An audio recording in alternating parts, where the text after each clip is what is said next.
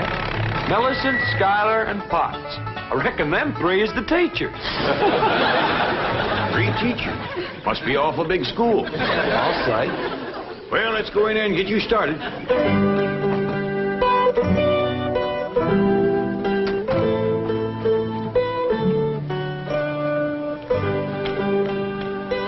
you are.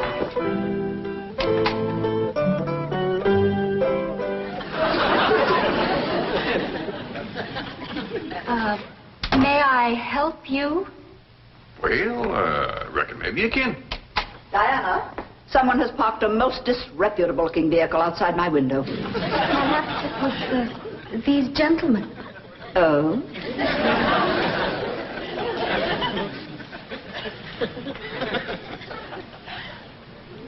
Yes? What is it you wish? Well, I'd like to get my nephew started into school.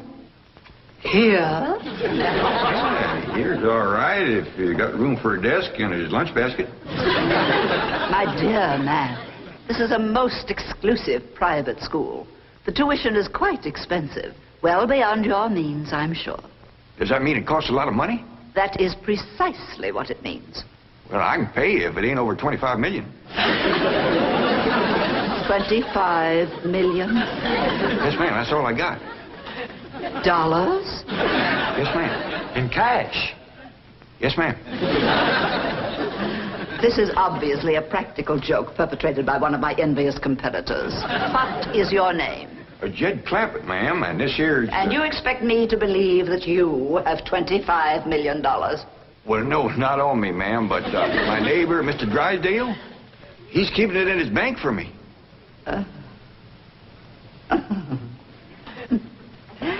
Get me Milburn Drysdale at the Commerce Bank. You see, it just so happens that Mr. Drysdale holds the mortgage on this school, so we are very well acquainted. Hello. I'd like to speak with Now, Milburn Drysdale. if you wish to admit that this is a hoax and be on your way, we will forget the entire incident. Otherwise, you may be liable to some sort of action for invasion of private property and impersonating a millionaire. Mr. Drysdale is coming on the line now. Thank you. This is your last chance, Mr. Clampett. My next call will be to the police. Very well. Mr. Drysdale, Millicent Schuyler Potts here. Come in, come in, come in, come in. Thank you, ma'am. Diana, tea for these gentlemen. Croppett? Oh, no, ma'am, Clampett. Diana, use a spode tea set. Well, sit down, sit down, sit down, sit down. Just the 2 of us. Ellie Mae and Granny didn't come. Well, do make yourselves comfortable. Mr. Drysdale's exact words to me were, well, never mind his exact words. Apparently he values your friendship greatly, and Mr. Drysdale is a very important mortgage. Ma'am. Now then, shall we talk about your youngster who's entering our 5th grade? What is his name? Jethro Bodine. Bodine? Jethro. No, ma'am. Jethro Bodine. We always put the last name first. Now, male, of course. Yes, ma'am. Just got a letter this morning. Date of birth? December the 4th. Year? No, ma'am. Back home. We only been here a few weeks. Perhaps you should answer the questions for our vital statistics. Now, we need to know the complete birth date, which in turn gives us the exact age. Now, we have December 4th, and judging from the fact that your nephew is entering the 5th grade, I would surmise that the year is 51 or 52. Am I correct? Oh, Jethro ain't near that old. And in the 5th grade? Why, that's wonderful. Well, perhaps we have a budding genius on our hands. Archie! How poor.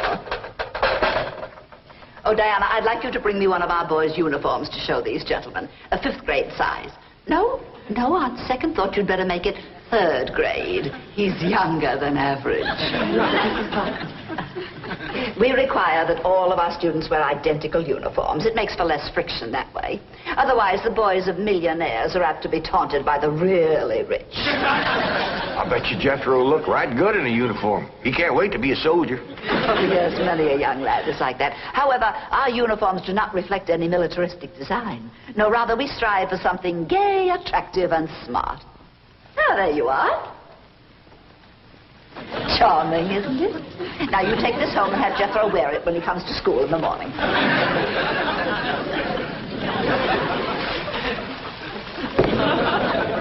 Wear this? Afraid Granny will have to make considerable changes in this before it'll fit Jethro. So tiny? Yeah. And in the 5th grade? The boy must be a genius. Well, you may be very sure that we will bring him out. If he wears this, he'll bust out. Now then, how do you gentlemen like your tea? We don't know, ma'am. We ain't tasted it yet.